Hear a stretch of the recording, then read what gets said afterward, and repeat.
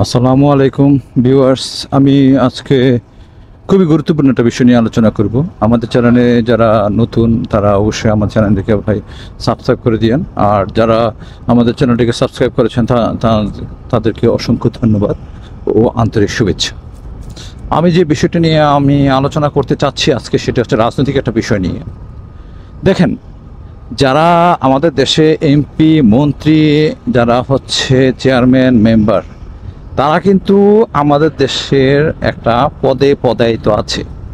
তারা যখন নির্বাচন করতে আসে তখন কিন্তু তাদের ভাই ব্রাদার বা তাদের সন্তানদেরকে কিন্তু মাঠে দেখা যায় না। ভাই, আপনি কার জন্য মরতেছেন? আপনি কার জন্য মরতেছেন? আমার এই ভিডিওটি যদি আপনার হৃদয়ে দাগ কেটে থাকে, আপনি যদি একটু জ্ঞান সম্পন্ন হয়ে থাকেন, বা আপনার যদি ন্যূনতম জ্ঞান বুদ্ধি থেকে থাকে, আমার এই ভিডিওটি শুধু আপনার জন্য। এই যে আপনি নির্বাচনে যাচ্ছেন, রাজনৈতিক দলের পিছনে পিছনে যাচ্ছেন, এই যে গত কিছুদিন পূর্বে একটা দলের পতন হলো, একটা সরকারের যে পতন হলো, তখন কি হয়েছে? যাদের অর্থ সম্পদ আছে তারা চলে গিয়েছে দেশ ছেড়ে। তারা দেশ ছেড়ে শুধু চলে যায় নাই, তারা কি করেছে? তারা কোটি কোটি ডলার নিয়ে গিয়েছে দেশ থেকে। শুধু তাই নয়, এবার আপনি দেখেন, যারা ক্ষমতায় ছিল তাদের বাসা থেকে কোটি কোটি ডলার, কোটি কোটি টাকা এবং সেফটি ট্যাঙ্কি থেকে, ঘরের মেঝে থেকে রাস্তায় পর্যন্ত টাকা এবং গাড়িতে পর্যন্ত টাকা, আপনার অহরহ পরিমাণ টাকা আপনার পাওয়া যাচ্ছে। তো এই যে টাকা পাওয়া যাচ্ছে ভাই, আপনার এই যে দেশে যারা তৃণমূল পর্যায়ে রাজনীতি করে, ছাত্র রাজনীতি বলেন আর যারাই বলেন, এই যে রাজনীতি যারা করতেছে, তারা না হচ্ছে এমপি, না হতে পারছে তারা চেয়ারম্যান, না হতে পারতেছে তারা মেম্বার। এমপি, চেয়ারম্যান, মেম্বার কোনোটাই হতে পারছে না, পার্লামেন্টের মেম্বারও হতে পারতেছে না। তো তারা কি করতেছে? পিছনে হই হই রই রই, হই হই রই রই, এইগুলা করে ভাই আপনি শুধু শুধু জানান দিচ্ছেন আপনি উন্মুক দলের একজন সদস্য। এই জানানটা যে আপনার জন্য কতটুকু ভয়াবহ হয়ে দাঁড়িয়েছে, এটা আপনি ভাবতেও পারবেন না। এই জানানটার কারণে এই দেশের বর্তমানে গত 5 তারিখ 6 তারিখ বহু লোক, তাদের ঘরে টিনের চালও নেই, অথচ তারা কিন্তু ছাত্র দলের বা ছাত্র রাজনীতি বা আওয়ামী লীগের বা কোনো দলের, তারা কিন্তু বালুর মহলের দায়িত্ব পায় নাই, রাস্তা সিএনজি টেন্ডারের দায়িত্ব পায় নাই, কোনো টেন্ডারশিপের টেন্ডারও নেয় নাই, লাখ লাখ কোটি কোটি টাকার মধ্যে কোনো টাকাই কিন্তু ভাগ তারা পায় নাই।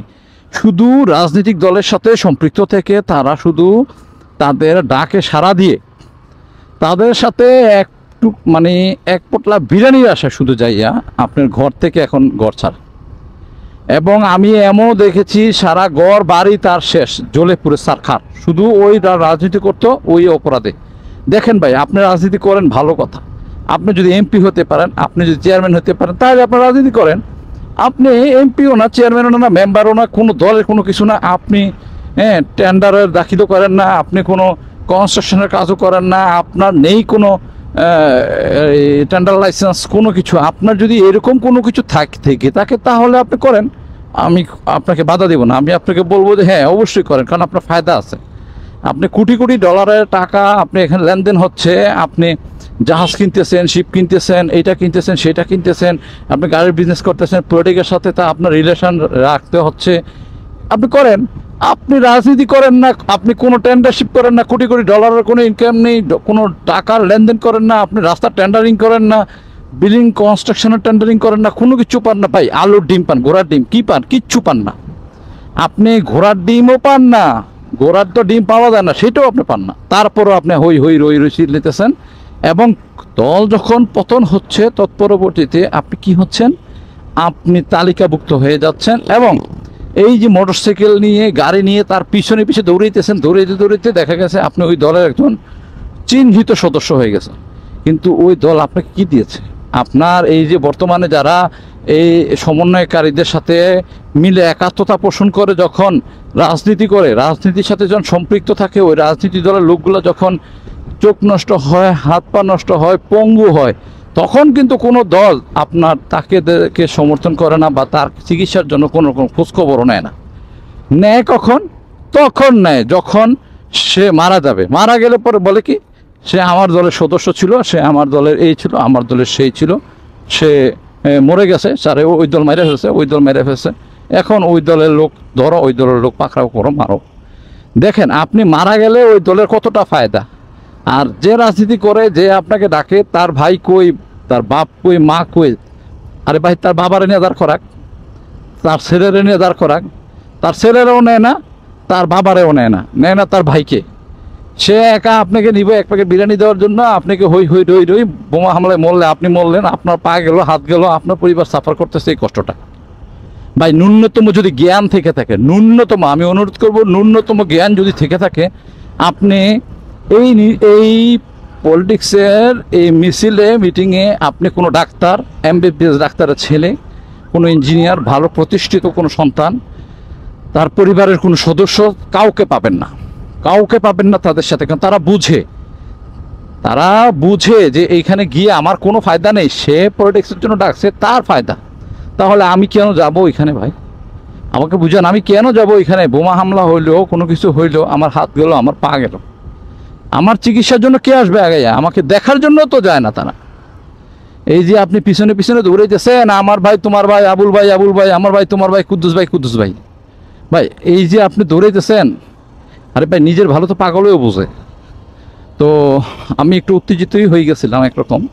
আমি খুব দুঃখ লাগছে, এই যে সমন্বয়কে যারা আছেন, তারা এই যে অসুস্থ অবস্থায় হাসপাতালে কাতরাচ্ছেন, অনেকে তার স্বর্ণের শেষ সম্বলটুকু বিক্রি করে সে কী করেছে, চিকিৎসার কাজ চালাচ্ছে।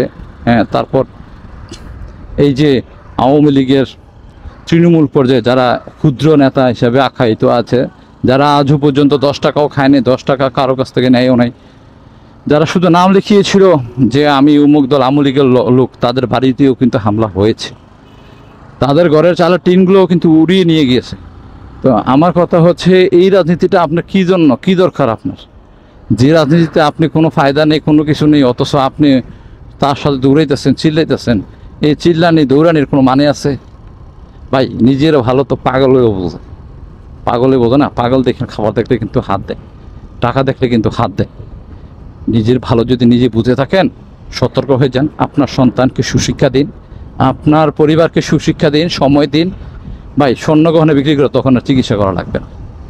আপনি আপনার সেফটিটা বুঝুন, ঠিক আছে? আন্দোলনে নামেন, যান, কিন্তু এই আন্দোলনের ফায়দাটা কে নিবে সেটাও চিন্তা করে একটু যান। কারণ এই আন্দোলন তো করতেছেন ভালো কথা, আন্দোলনের ফায়দাটা যেন অন্য কেউ নিতে না পারে সেই সুযোগ দিয়েন না। আপনার নিজের সেফটিটা আগে নিজে দেখেন, নিজের লাভটা নিজে দেখেন, তৎপরবর্তীতে অ্যাকশানে যান। আমি মনে করব, আমি অবশ্যই আমার এই ভিডিওটা যদি আপনি দেখে থাকেন বা আপনার যদি বিন্দুমাত্র কোনো কাজে লেগে থাকে, আমি নিজেকে সার্থক মনে করব। আর আমার যতগুলো ভিডিও বানিয়েছি এর মধ্যে এই ভিডিওটা আমি মনে করি সবচেয়ে উত্তম একটা ভিডিও, খুব ভালো একটা ভিডিও। তো আমার এই ভিডিওটা যদি কেউ দেখে থাকেন, আপনার ভাই ব্রাদারকে শেয়ার করে দিন, তারাও দেখুক, তাদেরকেও দেখার দরকার আছে। কারণ রাজনীতি এমন একটা পজিশনে গিয়ে পৌঁছেছে এখন বর্তমান বাংলাদেশের মধ্যে, যে আপনি আপনার সেফটিটাই দেখতে পারতেছেন না। আপনার সেফটিটা ভাই আগে দেখেন, আপনার ব্যবসা বাণিজ্য দেখেন, আপনার সন্তানকে সেভ করেন। তাদের সন্তান কিন্তু তারা ঠিকই সেভ করতেছে, তারা কিন্তু তাদের সন্তানকে কিন্তু রাজনীতিতে আনতেছে না, নিতেছে কারে? আপনারই। ঠিক আছে? তো ভালো থাকবেন, সুস্থ থাকবেন, সুন্দর থাকবেন। আপনার সন্তানকে স্কুলে পাঠান, আপনার সন্তানকে সুশিক্ষায় শিক্ষিত করুন। দেখবেন আপনার সন্তানের পরিচয় আপনি পরিচিত হবেন, আপনার পরিচয়ে আপনার সন্তান পরিচিত হবে। সব কিছু মিলিয়ে আপনাদের সকলের সর্বাঙ্গে মঙ্গল কামনা করে আজকের জন্য এখানে বিদায় নিচ্ছি। ভালো থাকবেন, সুস্থ থাকবেন।